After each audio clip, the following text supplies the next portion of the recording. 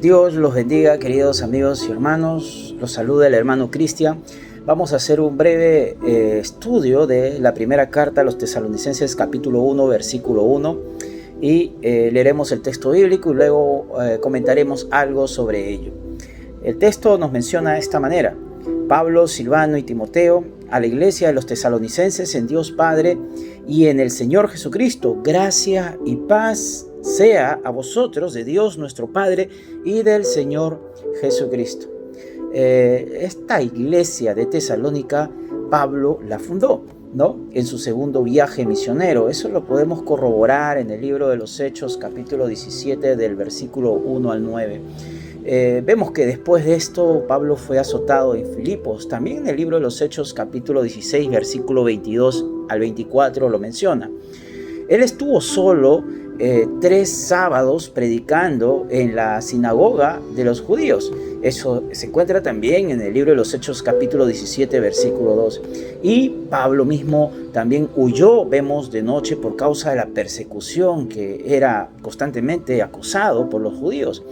Y vemos aquí que esta carta a los tesalonicenses, la primera, realmente fue la primera carta del apóstol Pablo. Fue escrita aproximadamente en el año 50 después de Cristo, ¿no? Y de alguna manera fue para también alentar a una iglesia que recién nacía y que estaba siendo perseguida, pero a la vez también era fiel al Señor. La palabra iglesia en el griego, aquí en el Nuevo Testamento, es la palabra eclesía, que quiere decir la asamblea convocada, ¿no? Una reunión, una asamblea que es convocada. Y también aboca a los ciudadanos del cielo, a los ciudadanos del reino de los cielos. Justamente en Filipenses capítulo 3, versículo 20 menciona ello también. Filipenses capítulo 3, versículo 20 dice: mas nuestra ciudadanía está en los cielos, de donde también esperamos al Salvador, al Señor Jesucristo. No solamente evoca la reunión de los salvos o la reunión de los herederos del cielo, sino también que esos herederos han sido llamados por Dios, ¿no? Hebreos capítulo 12, versículo 22 y 23, Primera de Pedro capítulo 2, versículo 9, también lo menciona. Acá hay una palabra importante que encontramos en este verso. Por ejemplo, nos menciona a la iglesia de los tesalonicenses en Dios Padre y en el Señor Jesucristo. Esa palabra en es en dativo. No dice de Dios, ni dice tampoco para Dios, sino dice en Dios Padre. Indica la esfera existencial que tenemos nosotros los creyentes, o nuestra identidad también que tenemos en Cristo Jesús, y también de alguna manera la protección que tenemos en el Señor, ¿no? Una protección de estar siempre con el Señor. Estar en Cristo aparece realmente en el Nuevo Testamento como 164 veces, donde Pablo lo menciona. Romanos 8:1, Efesios 1:3, Corintios 5:17, ¿no? Son textos representativos de alguna manera donde la palabra en se presenta allí. Podemos ver, por ejemplo, en Romanos 8:1. Romanos 8:1, ¿qué nos menciona? Romanos 8:1 dice: ninguna condenación hay para los que están en Cristo Jesús, ¿no? En Cristo Jesús. Es estar de alguna manera eso evoca que nuestro ser está sumergido en la vida divina, en la vida del Señor. La palabra Señor también que aparece aquí en el griego es Kyrios, ¿no? El título que normalmente se le daba al Yahvé del Antiguo Testamento. Por ejemplo, el Salmo 110, versículo 1 menciona: Jehová dijo a mi Señor, siéntate a mi diestra hasta que ponga a tus enemigos por estrado de tus pies. La palabra es Kyrios. La Septuaginta, que fue escrita justamente traduciendo el hebreo al griego, y la que se usaba en los tiempos de Jesús. Joel 2:32 también lo menciona. Y eso es citado en Romanos 10:13. También hay una correlación, tanto de Joel 2:32 como voy a leer ahorita en estos momentos, que dice: y todo aquel que invocare el nombre de Jehová será salvo, porque en el monte de Sión y en Jerusalén habrá salvación, como ha dicho Jehová, y entre el remanente el cual él habrá llamado. Y ese texto del Antiguo Testamento es citado en Romanos 10:13, donde menciona, porque todo aquel que invocare el nombre del Señor será salvo. Pablo de alguna manera declara implícitamente, declara la deidad y el señorío, el Kyrios de Cristo, ¿no? Filipenses capítulo 2, versículo 10 al 11, también hay un texto donde Pablo menciona que para que en el nombre de Jesús se doble toda rodilla de los que están en los cielos y en la tierra y debajo de la tierra, y toda lengua confiese que Jesucristo es el Señor, para gloria de Dios Padre. La iglesia se define no por sus grandes edificios, no ni por sus programas, sino realmente la iglesia se define por su vida espiritual que se encuentra en Dios Padre y en el Señor Jesucristo. Y esto implica una adopción filial, ¿no? Y muy cercana con el Señor. Efesios 1:5, por ejemplo, nos menciona: en amor, habiéndonos predestinados para ser adoptados hijos suyos por medio de Jesucristo, según el puro afecto de su voluntad. Gálatas 4, versículos 6 y 7 también. Y también nos habla no solamente ese afecto filial o esa adopción filial, sino también nos habla acerca de ese señorío absoluto que tiene Cristo sobre nuestras vidas. Hay un señorío porque Él es el Rey de Reyes y Señor de Señores. Pedro dice en Hechos capítulo 5, versículo 29, respondiendo Pedro y los apóstoles dijeron: es necesario obedecer a Dios antes que a los hombres.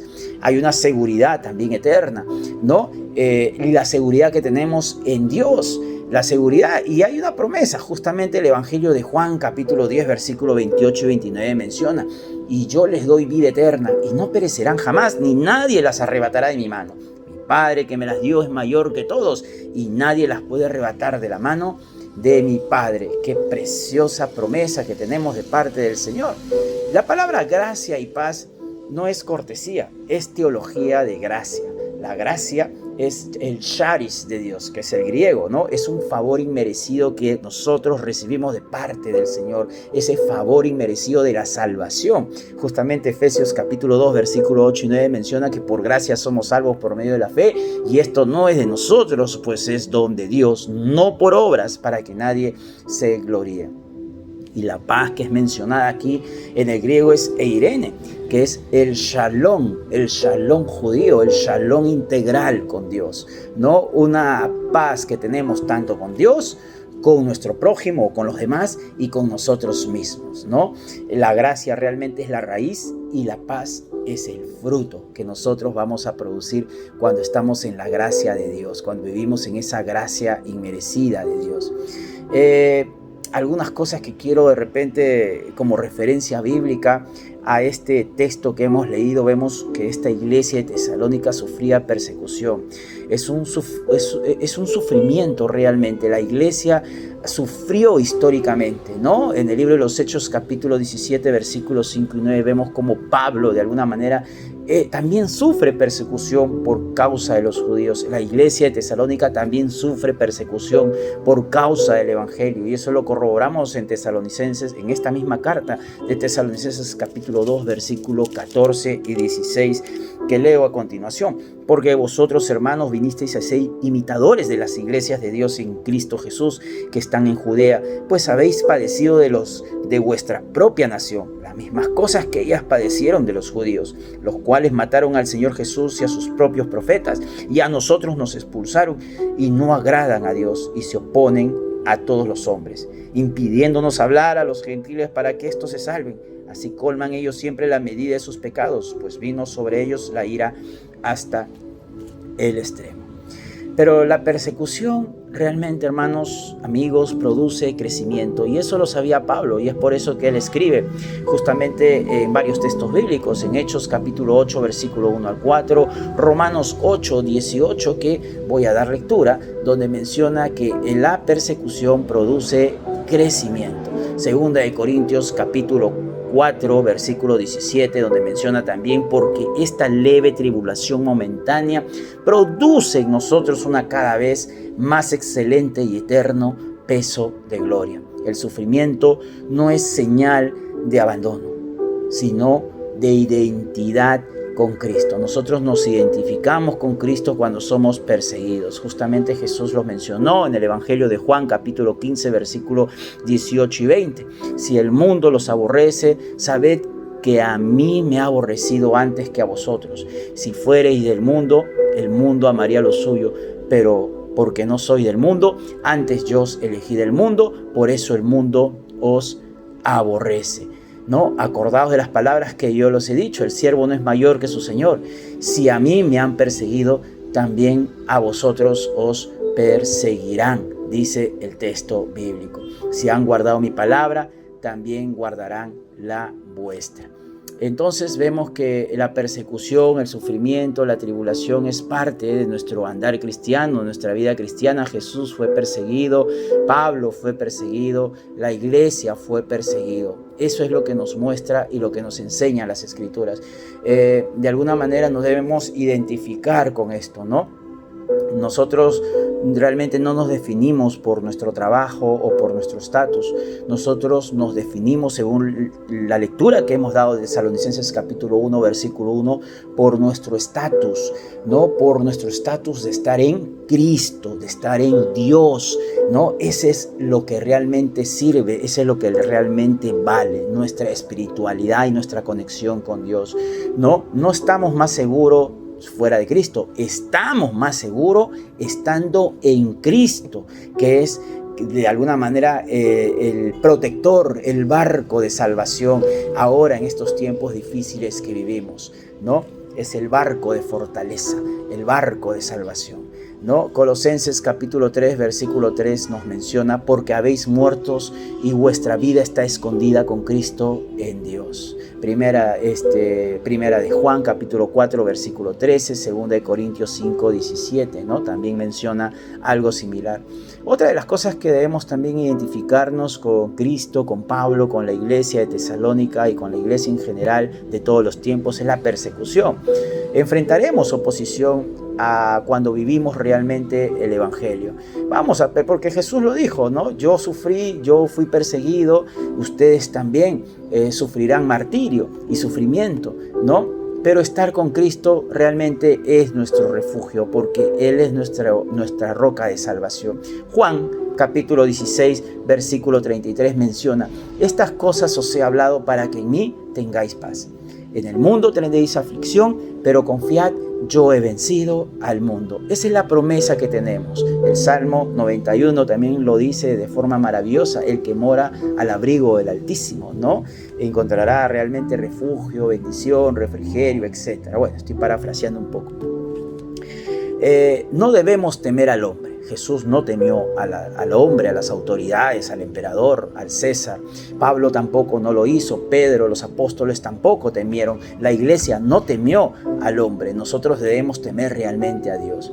Y el saludo que Pablo pone en este primer versículo realmente algo nos debe enseñar a nosotros, que cuando saludemos a un hermano, a una comunidad, a una iglesia, declaremos sobre esas personas la gracia que sostiene a esa vida, la gracia que sostiene a esa alma, ¿no? Dios lo ha salvado, Dios lo sostiene, Dios lo protege, ¿no? Hay promesas en las Escrituras. 2 Corintios capítulo 12, versículo 9 dice: y me ha dicho, bástate mi gracia, porque mi poder se perfecciona en la debilidad. Por tanto, de buena gana me gloriaré, más bien en mis debilidades, para que repose sobre mí el poder de Cristo. Y no solamente la gracia, no solamente ese amor del Señor, sino la paz que sobrepasa todo entendimiento, como dice Filipenses capítulo 4, versículo 7.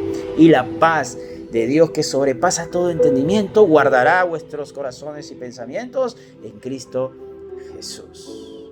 Eso es lo que nosotros podemos llevarnos este día que estamos meditando. Nosotros no somos miembros de una religión. Nosotros somos ciudadanos de una realidad espiritual, de las mansiones celestiales. Cuando si nos encontramos en Dios, en el Señor Jesucristo, nuestra vida está escondida con Cristo en Dios.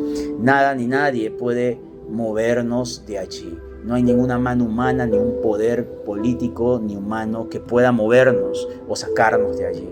Nuestra identidad está sellada en el cielo. Y esa es una promesa maravillosa que el Señor nos ha dejado. Efesios capítulo 1, versículo 13 al 14 dice: en Él también vosotros, habiendo oído la palabra de verdad, del evangelio de vuestra salvación, y habiendo creído en Él, fuisteis sellados con el Espíritu Santo de la promesa, para que dice que es las arras de nuestra herencia hasta la redención de la posesión adquirida para alabanza de su gloria. Que esta breve meditación haya podido reflexionar tu conciencia y podamos nosotros refugiarnos en la roca de la salvación, que es Cristo Jesús. Que Dios te bendiga y hasta la próxima.